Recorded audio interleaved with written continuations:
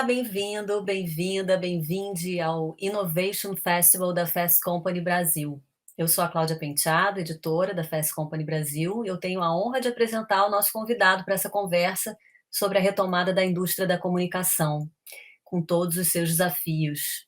É o Sir Martin Sorrel, que é fundador e chairman do S4 Capital, um grupo de empresas de comunicação dedicadas à prestação de serviços de publicidade e marketing 100% digitais. Um grupo que, como ele próprio diz, pertence a uma nova era da indústria da comunicação. Ele foi CEO do grupo WPP por 33 anos, um dos maiores grupos de comunicação do mundo, que chegou a faturar 15 bilhões de dólares, ter 200 mil pessoas pelos 113 países em que chegou. Sir Martin é um profissional de finanças ou de negócios, como ele prefere dizer, e na S4 já realizou cerca de 26 fusões nos últimos 2 anos por meio da marca Mídia. O grupo já está listado na Bolsa de Londres, tem 6 mil pessoas em 33 países e uma capitalização de mercado de cerca de 6 bilhões de dólares. Sir Martin, welcome to our Innovation Festival at Fast Company Brazil. It's great to have you with us. Pleasure to be with you.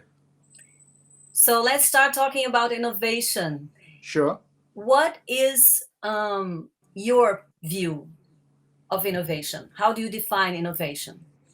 Well, I define it simply as growth. I mean, this is my sort of third gig, as they would say, third career in advertising and marketing. I started with Saatchi's, which was about globalization. And then that was for 9 years as CFO. And then for 32 and a half years at WPP. And that was about the continuation of globalization and the beginnings of the technological changes, epitomized by the web or the internet. What S4 is about growth. I probably, at the age of 73, was too old to play in the sand pit or play on the beach, as I'm talking to Brazilians, the no growth beach. What I wanted to play on was the high growth or digital beach. So to me, Claudia, innovation means growth. And what we're looking for continuously at S4 is where are the growth spots? I mean, our mission is to create a new age, new era advertising and marketing services model, because the old model is not fit for purpose anymore, because it's been around for 70 years, really, since IPG in the 1950s. That's the basic purpose. We want to disrupt the old model. So there's something Amazonian, as I'm talking to Brazilians, or Amazonian in the Amazon sense, that's Amazon company sense, not Amazon river sense. And something Teslan about it in terms of disruption. And then we have 4 basic principles. We're purely digital because that's where the growth is. We have a data-driven model, which uses data to create, produce and distribute content through digital media in a continuous loop, what we call the Holy Trinity model. We go to market as faster, better, cheaper, because innovation is about agility, understanding the digital ecosystem, which is what better means, and cheaper means efficiency. And lastly, a unitary structure. We don't think a multi-brand structure delivers the efficiency for our people or our clients, the opportunities for our people or the opportunities for clients. So to me, at the heart of everything we're doing at S4 is growth, and the heart of that is innovation. So if the metaverse is the new shiny object, which to some extent it is, we see Microsoft today going in to that area to join other companies such as Meta or the old Facebook, to join NVIDIA and others. So if that's where things are going, we will move with it, as we did the FB Connect conference a couple of days ago. Or if the epic technology, the underlying technology around the Fortnite game, the Unreal Engine, is a device that enables us to produce high-level content, high-quality content anywhere in the world, we will do that. So to answer your question simply, innovation to me is about growth. Okay. So during the pandemic, many companies have changed for the better. You have said that in a few interviews, and they have become more efficient in some ways, more productive, and in your case, have grown. Yeah. You have disclosed growth profits last year beyond expectations. Why do you think that happened? Well, I think it goes back to your first question, Claudia. I mean, I think there was a very famous ice hockey player called Wayne Gretzky who said he skates to where the puck is going to be, not where it is. So I don't know how popular ice hockey is in Brazil, but forgive the analogy. I maybe should have had a surfing analogy, but about waves. But trying to find the next big wave, and that's what we're trying to do. So what determines our growth and our success is our ability to position the company in growth sectors. I prefer to look at the sky rather than look at my feet. And we like to work with clients who look at the sky rather than looking at their feet. That's the best way I can think of describing, half our clients, our revenues will get close to $1 billion this year, US dollars. And half of that revenue comes from tech clients. Of our top 6 clients, the whoppers as we call them, we have an objective of getting to 20 whoppers. That's 20 clients who generate 20 million or more of gross revenues. We've managed to develop 6 so far. 4 of them are tech. So I think inevitably, because we're focused on growth, because that's where we want to be, we are going to be much more tech friendly, if you like, than others. And of course, what we do in the digital ecosystem is meat and drink to technology companies, and not meat and drink to analog companies. Analog companies, of course, have been trying to develop it. And during COVID, what we saw was an acceleration. We didn't see anything new in COVID, in my view. We saw an acceleration at the consumer level, as media, as you know, as a fast company, the impact that COVID has had on traditional newspapers and magazines, on free-to-air TV networks, for a company like Globo in Brazil. All of these pressures on traditional outdoor rather than digital outdoor, all of these pressures, or the rise of the streamers like Netflix or Disney Plus, all of these things are changing in media, and then finally changing in enterprises, because during COVID, the resistance to change broke down because things got so bad that, when things are going okay, there's a resistance to change. But the moment things go pear-shaped, as we say, which they did in Q2 of 2020 after the pandemic hit, all the resistance to change evaporates, and the change agents inside companies are given much more oxygen. So, I would say the pandemic really has accelerated things. I don't think it created anything new. And it's been, I shouldn't say this because it has caused, particularly in countries like Brazil, it has caused a lot of angst and deaths and disruption. But what it has done is it's speeded up the whole process of digital transformation.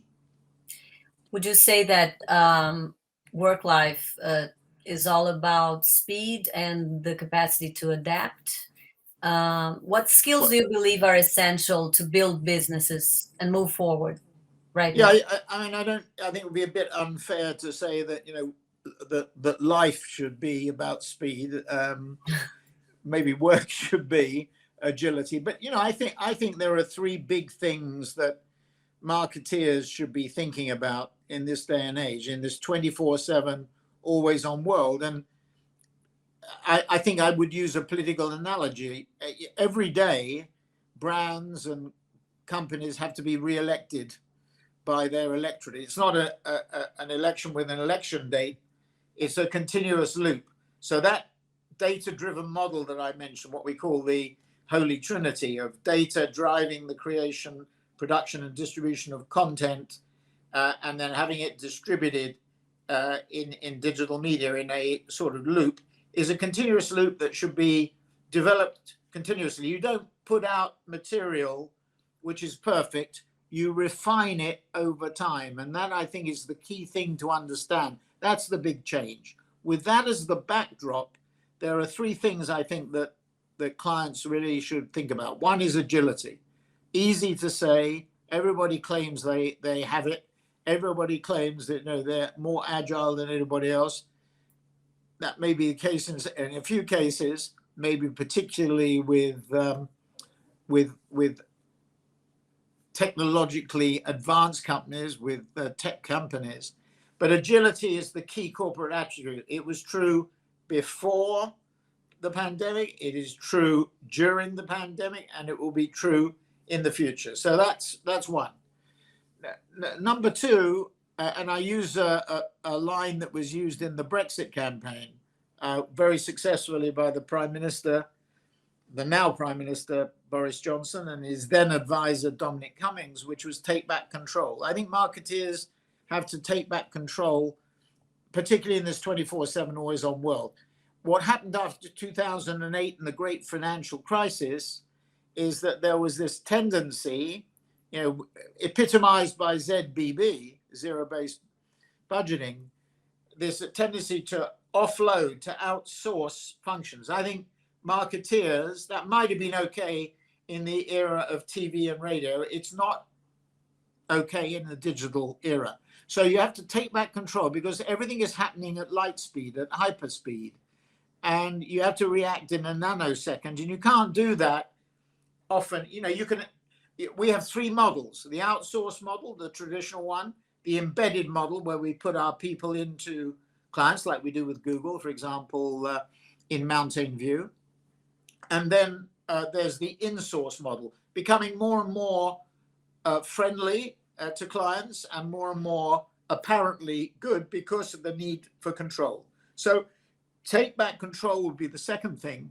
And then the third thing would be with the decision by Google to deprecate, to nix third-party cookies, and with the decision that Apple has taken around IDFA, which has had an impact already on online advertising. You see it at Snap, you see it at Facebook, you see Apple's advertising rising as a result.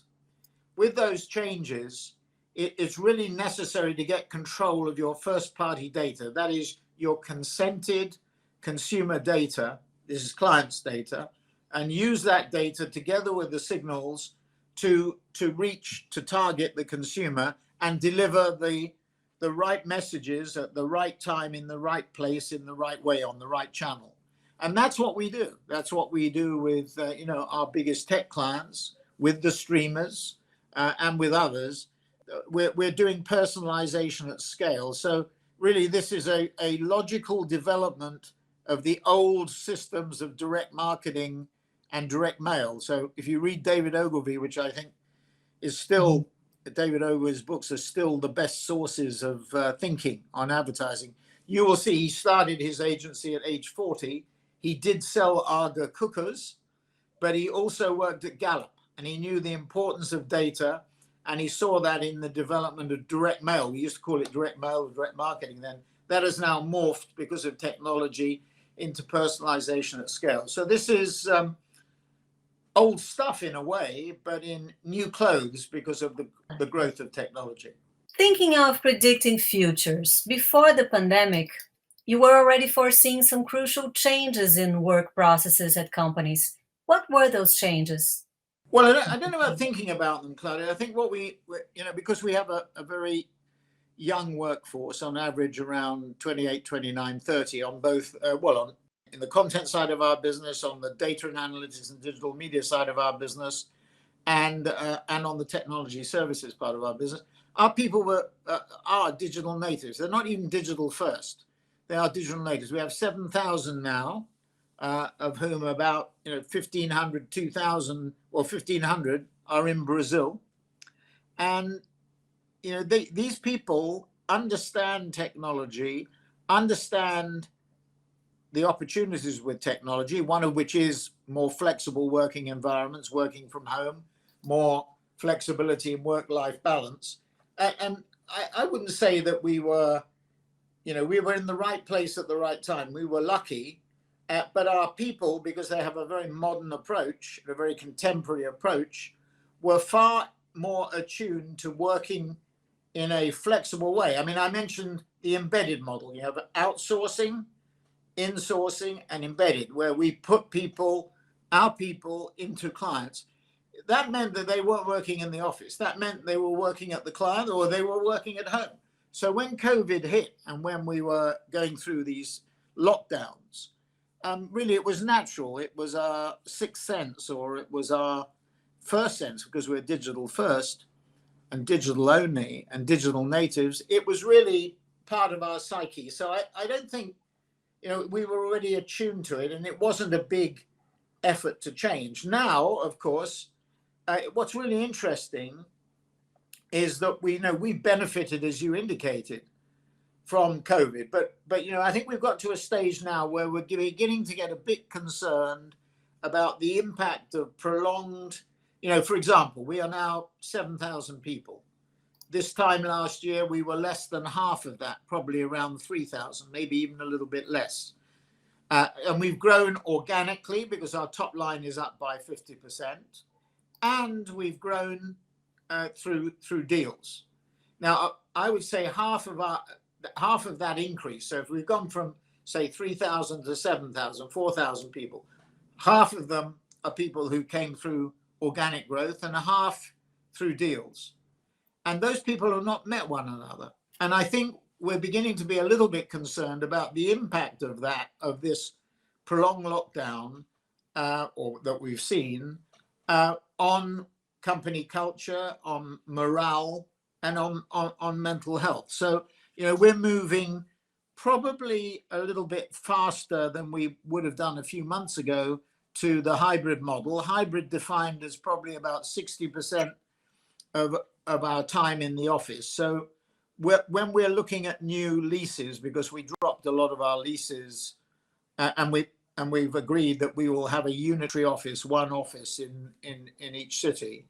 As we move to unitary leases, we're looking at about 60% of our floor space, 60% of our floor space today as opposed to what it used to be. So that sort of indicates that we'll be spending 3 days a week in the office, maybe, but on a phased basis. Some people on Monday through Wednesday, some Tuesday, Thursday, some Wednesday, Friday, but giving some flexibility, because the other side of this, whilst we're concerned about impact on morale and culture, at the other side of it, I think people have benefited. We can measure productivity, and we didn't lose much, if any, productivity during the course of the pandemic.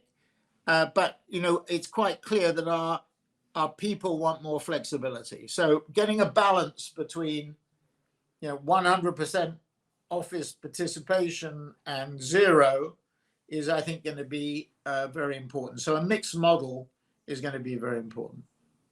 Yeah, my two next questions were exactly about how do you see the hybrid office model and this no boundaries companies that seem to be the rule. It is dangerous because you don't want people working 24/7, but you want to give them the opportunity to grade their time, to vary their time between work and life and family. I think one of the, obviously for people who don't have resources at home, don't have space, who have young kids at home, who live with their parents, obviously lockdowns and the pandemic were a very, very difficult experience. Totally understand that. On the other hand, there were groups of people who found that increased flexibility very attractive and would prefer not to go back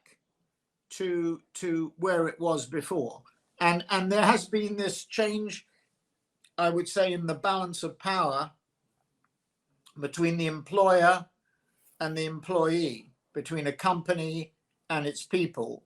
And what we're seeing, I mean, it's referred to in the United States as the Great Resignation. We're seeing, as a result of the pandemic, which killed whatever it was, 5 million people worldwide, on statistics that we think we know, it's probably more than that. But this has caused people to reassess. I don't know what happened at the time of the Spanish flu at the end of the First World War, but I would say it was probably very similar. It forces you to reassess what you do, what your family relationships, everything, and try and get the balance right. And I think the balance has shifted. Whether that's permanent, I don't know. It could be a short-term or medium-term phenomenon. I personally think it will be longer term. I think these trends that develop in those sort of situations like the pandemic tend to be much longer than people think. So I think that hybrid model, and frankly, look, I don't like paying rent to landlords. Rent tends to be about, for agencies, somewhere between 5 to 10% of their revenues. I'd far rather take that and invest it in the company and invest it in people than pay it out to landlords. So, and with rent and the cost of buildings, it inexorably seems to rise all the time. So getting a little bit more balance into the structure, I think, is the best way to go. How about you, Sir Martin? Has this experience changed the choices that you make, your lifestyle? Do you miss all the traveling? Terrible thing to say, but I enjoyed the fact that I wasn't getting into a hotel room like I will do tonight at around 11 o'clock at night. I'll probably, the time difference today is only going to be an hour, so it won't be quite so bad. But when you go to America, you get in late, you're jet lagged out of your brain, and you get up at 3 or 4 in the morning and start doing emails or calls or whatever. I didn't miss that. And I think what people are reassessing what they do. I think for conferences, for example, instead of accepting willy-nilly to do them, you probably will be more measured. I think the growth of technology like the metaverse. I remember in 2012 when Cisco bought WebEx, there was already what they call in Star Trek, the beam me down Scotty hologram. And I was checking with a Cisco person a few weeks ago. I said, have I become forgetful? Was I mad, or didn't I see in 2012 a hologram with somebody? We were in Kiowa Island in North Carolina, and the hologram came from New York, and there was a person inside a sphere. And he said, no, you're not going crazy. You did see that. The trouble is it's too expensive, but it will come. And the metaverse is a virtual, we've had one of our management meetings on that a few weeks ago. And, that will develop the facility to do a lot of things remotely. And I think that's to everybody's benefit. It'll give us much more flexibility in what we do. It'll give us much more flexibility in the work-life balance. Some people may take advantage of that. Some people, on the other hand, may take advantage of it in a much more positive way. We'll have to see. But I think people underestimate the ability of technology to speed things. And whilst I would agree, we're just in the middle of COP26 and all these world leaders, 120 of them, are meeting one another. And I'm sure that the fact that they meet one another will speed. I mean, we have to get on with it. Otherwise, the world, it's already a disaster. Yes. And it would be even more of one if that's possible. But we have to get on with it. I'm sure that some good things will come out of that face-to-face contact. But I would say less of it. The cost. I remember I was on a call with the head of an airline, the head of a hotel business, and the head of a fast food company. And the head of the airline said, of course, people, this is in March, April of 2020, when the pandemic hit. Of course, people will go back to airlines. And then the head of the hotel group said, of course, they'll go back to booking hotel rooms. And then the guy who ran the fast food brands business said, my travel budget has shrunk to zero. It will never go back to more than 50%. So I think you are going to see significant changes in the patterns of travel. For example, at the moment, when I travel in America, I get into America because my daughter is American. I see very little or much less business travel and much more leisure travel. So the patterns of travel are going to change. And I don't think business travel will go back to where it was. I was at a conference today just outside London, and one company had forbidden, based up in Manchester, it was interesting, had forbidden its employee to go to the conference. Wow. Even though it was just driving and using petrol in the car. So I think you are going to see some differences in the patterns of behavior. Definitely. Speaking of opportunities for the group, you mentioned the metaverse, gaming, yep. AI. How much are you looking into these areas, and where do you see the biggest opportunities for your group? Well, going back to your first question, what do we see innovation? Well, innovation to us is growth, so that's vital. So whether it be augmented reality, virtual reality, we're streaming these games for the NBA. We've done concerts online with enormous reach. Whether it's VR, AR, AI, voice, the metaverse, the Unreal Engine, whatever it is, we're going to be doing it. And we will be shortly advising. We won't be doing any venture capital ourselves because it's not our business. And I don't wish to take any technological risk because we're part of the service layer. We're not an ad tech company or a martech company. We're part of we advise clients on the digital ecosystem. But we get a lot of interesting ideas, information, knowledge from what we see in the advertising and marketing services, media industry, marketing services, trade budgets, what we see in digital marketing transformation. So we will be working with a fund management group shortly, just advising them on what they should be investing in. So they will raise a fund and they'll invest in ad tech and martech on the back of our advice and what we see. So I think there's some really interesting opportunities for us in the areas that I mentioned. I think at the moment, the metaverse one is probably the one that's getting most ink and most exciting. But all the areas of artificial intelligence, Eric Schmidt has just written a book which he started to publicize about the importance of it. The Chinese, of course, have realized the importance of it strategically from the get-go. You've seen people in America become Steve Schwarzman, gave $150 million to the MIT because he was worried that what he'd seen, I guess, through his Schwarzman scholars and his investments in China is the Chinese leaping ahead. And Eric Schmidt makes the same point, that the Chinese have a tremendous advantage and first mover advantage in the AI area, and they've made that front and center part of what they're doing. So that area probably is the most exciting long term, but there are lots of others too, in healthcare, financial services, and everything else. What regions of the world are the most relevant to the group right now? I do love Latin America, and I said at this conference today, in fact, there was a South American guy who was with GSK who sang the virtues. Sorry, I shouldn't say this in Brazil, but that sang the virtues of Buenos Aires. And then, I seconded that, not just Buenos Aires, but Sao Paulo, San Carlos, what we see in Mexico City too, what we see in Bogota. I listened to a conference where Duque, the president of Colombia, said that they were training 5,000 tech engineers in Colombia. We've seen what you can do in places like Bogota, Sao Paulo, Mexico City, Buenos Aires.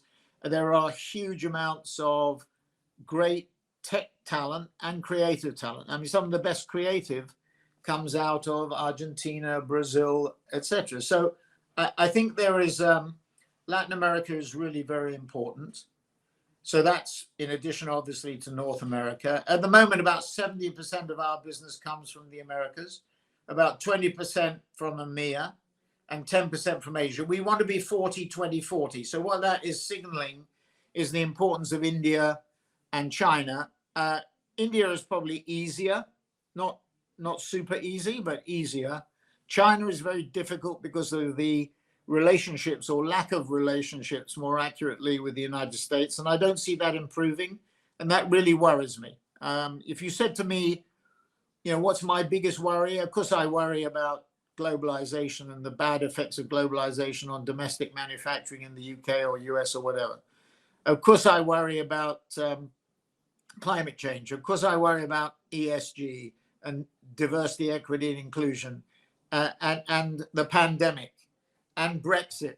But if you said to me from a practical point of view, what is the key issue? The key issue to my mind is what is going to be the relationship between the world's biggest economy, i.e. United States, and China, which will soon be the biggest economy. And whether the West likes it or not, whether America likes it or not, and America finds it very uncomfortable because Chinese soft power has penetrated Africa and indeed Latin America, as you well know.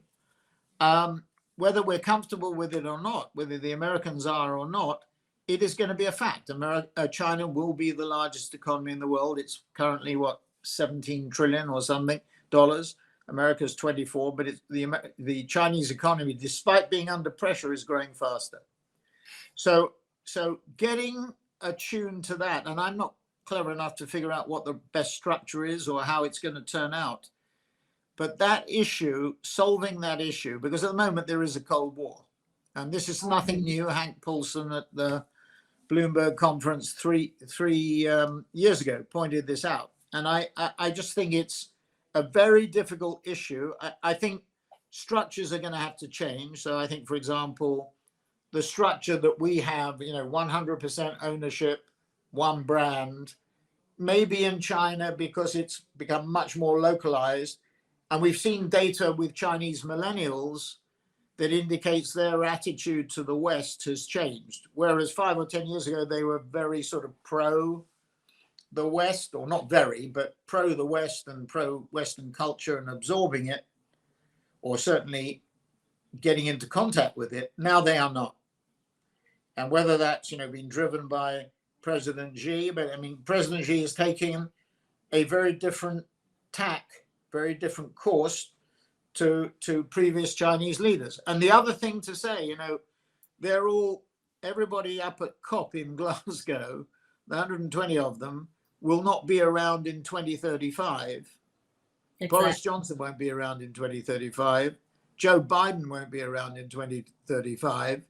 And who will be around? President Xi and Vladimir Putin. So the two people who aren't there, the irony to me about COP26, and I think they are making some progress there, which is good news. But the irony is the two people who aren't there are the ones that are going to be there for the long term, or at least on current projections probably will. So I think that issue, is probably the issue that worries me most in achieving that 40-20-40 split. But, having said that, just to underline, I think people in the UK and the US in our industry are too Anglo-American focused, and they should be much more, Latin American focused. As I said at the conference this morning, there are pools of great talent, technological talent and creative talent in Latin America, which are as good as anything you see in the world, and one can argue better. Yeah, how you choose the companies to merge with? You've made 26 mergers over the past 2 years. We have the two core ones around Media Monks and Mighty Hive, and then we've added 12 to Media Monks in content, and 11 to Mighty Hive in data and analytics and digital media. Okay. I mean, we've got 4 criteria, Claudia. The first is, going back to your first question, top line growth. The best indicator to us of the strength of the business is where it's come from, organic growth, and where it's projecting to go. That's one. And secondly, margin. We look for very strong EBITDA margins or a pathway to it, defining it as 20% plus after central costs. Thirdly, management should have very significant ownership. We really fundamentally believe that it is necessary to consolidate ownership and control. Manager managed companies are not bad companies, but owner managed companies are better. So, if I was a fund manager, I would always be looking as to whether management had a significant ownership interest. And the fourth point is not susceptible to technological change. We don't want to wake up one morning and find that one of our business lines, our practices, has been disintermediated. So what's fundamental to the growth of S4 and fundamental to the growth generally is the demand for digital marketing transformation. We span now three functions: content, digital advertising content, data and analytics and digital media is the second, and technology services. When we combined with Zamoga in Bogota a few weeks ago, we took ourselves into technology services. So we're in the digital marketing transformation business. And as long as the demand for that continues to grow, which for the next 5 years, for example, it's forecast to grow to 70% of advertising spending and associated spending, and it's forecast to grow at about 15 to 20% per annum. That's the fundamental point. And coming back to those, and then we have to have people who buy into our philosophy of creating the new advertising and marketing services model. That's what our mission is, and to disrupting the old. That's our mission. So we don't want people who want to sell their business. We want people who want to buy into what we're doing. Okay. Did you have any problems particularly in Brazil, with the local practices and business models that you, of course, know so well from so much experience in the past? Has that become an issue at any point, or not anymore? Well, we think the market is going through. Our model is a transparent model, so we have an open book, and we think. Brazil is one of the only countries in the world where it is still opaque, and we think that's going to change. So whatever the idiosyncrasies of the Brazilian market are, we think that's going to change, and it will open up and become totally transparent. And you see that. In Mexico, for example, you've seen a combination of the Asparagus together with Univision, and that really, what that's about is the fusing of analog and digital. And of course, in the Brazilian market, the market leader Globo, has been under very heavy pressure because of the rise of Google and the rise of Facebook and the rise of digital media. So, Globo is going through the same processes that all analog companies have, and it's not an easy transition. They have very talented people there. They have great products and great services, but switching flipping the switch from analog to digital, as you know and as we know, is not easy. When you start with a purely digital model like we did, the disadvantage is you don't have scale, but the advantage is you're not a prisoner of history, and you can embark upon a totally new way of looking at things and developing things. Okay. How much does Brazil represent for S4 today? Well, it's a growing proportion. It's probably around now, it's getting on for, I would say, about 10% of our business. So it's becoming, when you put that into perspective, the UK is only 5%. So Brazil is becoming more and more important. We started with Prog Media there. We then, Circus had its operation there. We've expanded our business with Raccoon, all of whom now are under the Media.Monks branding and Unitary branding. And it's really extremely strong, and we're extremely proud of our business. And of course, in Latin America with Digadat and others, and Media Monks was already there, and Mighty Hive were already there when they became a part. So we have a very strong business. And as I said to you, North and South America are 70% of our business. And, we have how can I put it? We have a Latin American mafia in our business. Okay. I think I read in some of your in an interview you gave recently about, and I think you said something like that in the beginning about marketing taking over again. I mean, we've seen, you're a finance guy, and we've I'm not a seen. finance guy. I noticed that in your question. I'm a business guy. Okay, you come from the finance side of business. No, I come from the business side of business. The business side of business. Okay, and what I was going to ask you is, do you think that maybe that's the reason why we got to this point, with so many problems, climate issues, social problems, because the finance guys ruled things over the past decades? What do you think could save us? Maybe people with different backgrounds to take over and redefine how business is done. How much do you believe in that? That's a difficult question, because I mean, it is true. I would phrase it slightly different, or the answer slightly differently. Whether it's, I mean, you're right in a way. If you look at the CEOs of the FTSE 100 or the S&P 500, they tend to come more from the finance function or associated functions than certainly the marketing. And there was a very interesting piece of research by Goldman Sachs, which just a few days ago, which said, if you look at the markets now, 1% of top line growth is far more valuable from a shareholder point of view and valuation point of view than 1% margin growth. So the market now, when I was at Saatchi's, it was about even Steven. At WPP, probably equal.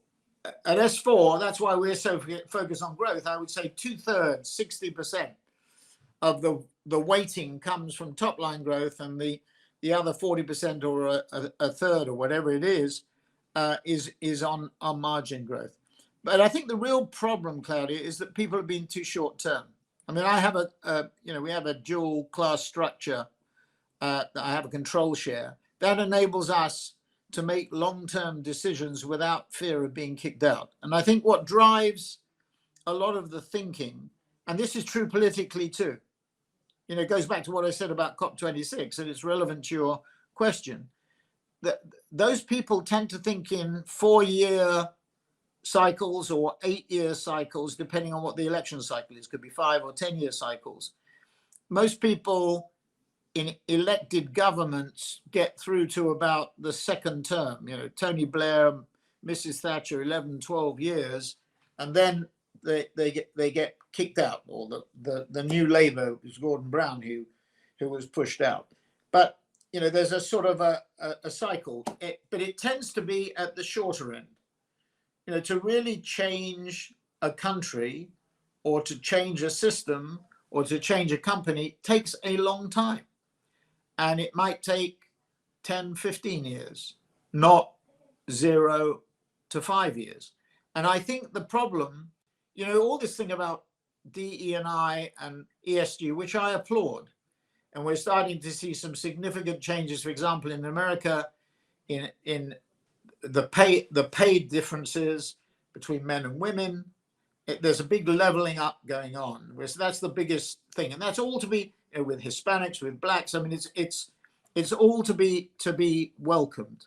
But the reason why it didn't happen is because because there are too many finance people, but the thinking is too short term. And when everybody talks about purpose, ESG and DE&I sort of glaze over, because I think if you said the role of the firm in a capitalist system is to develop long-term profitability, with the critical word being long-term, you've got it in one.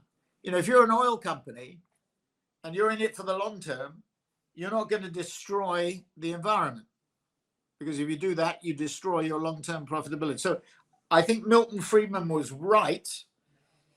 The firm is about maximizing profit, but it's not maximizing profit in the short term. It's maximizing profit in the long term. And that is the key thing. That way you look after all your stakeholders. I'm not a great fan of the stakeholder theory, the Klaus Schwab stakeholder theory because I think it's just too complicated. If you just simply say maximize the long-term profitability of the firm, you get there. And I think we overcomplicate it. So it's not too many finance people. It's too much short-term thinking. You mentioned ESG. I was going to ask you what these letters mean to your business. I mean, you as S4 you were the first communication group to adopt the climate pledge. I think. And what does it mean? It's very important because I think having a younger workforce and a workforce that is very connected to digital trends and the digital transformation. So we can propagate environmental, social, governance, diversity, equity, inclusion, those 6 things. We can propagate them through new media. And I think that gives us a tremendous advantage, and it's tremendously important for our people. So every one of those 6 strands we're trying to incorporate. I mean, we're 40% people of color. So when we get a brief from a client, which is a diverse, with a very clear indication that we should have a diverse team. For example, one tech company we pitched for their business, and 40% of the grade was on diversity of the team. We won the business, but it wasn't a surprise because we were so diverse. But it means that you can't get to first base, let alone hit a home run, to use a baseball analogy, unless you have a diverse team. So we're 40% people of color. Now we're very strong in Hispanics, very strong in Asian Americans. Our Black community is about 6%. And that we've committed to reflect our communities in which we work. So for an example, in America, it should be 13%. In New York, it should be 25%.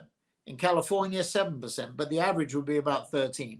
So we have a long way to go. So we've started this fellowship, Black fellowship at historically Black universities and high schools in America. We're rolling out for this year. So we take on these interns on a 4-year program. I met with our first interns last week. That's one area. We have a joint program with University College Berkeley we've had our first flight of senior women executives, because our gender balance is fine at 50-50 or thereabouts, but at the senior levels of the firm, only 1/3 of the senior people are women. So we have to improve that. So those are the 2 areas: Black representation, and I would say female representation at the senior levels. But the answer, the reason we're so keen on it is primarily because our people are. It's very important to them. And then I would say to clients, it's becoming, some of the client procurement efforts in this area to be applauded. They are starting to lay out quite clearly what we need to do if we want to participate. Mm-hmm. So, do you think about legacy? What will be your legacy? Not really. I leave that to you to figure out. Really? What will be S4 Capital's legacy? Well, or Martin Sorrell's legacy? What we've set out to do is to create the new advertising and marketing services model. And that's what we're trying to do. So, if there's a legacy, that will be it. Okay. Well, Sir Martin, thank you very much. Thank you very much, Claudia. I enjoyed it. Thank you very much. Really great having you here. Very good. Good to be with you, and good to be with all our friends in Brazil. Even though I can't speak Portuguese. Oh, okay. There's still time for you to learn. Never too late. Okay. So, thank you so much for this. Okay. God bless. See you soon. Bom, obrigada para quem assistiu. Essa foi a primeira de muitas conversas interessantes que vão acontecer por aqui nesse 2º e último dia do Innovation Festival. Continuem com a gente.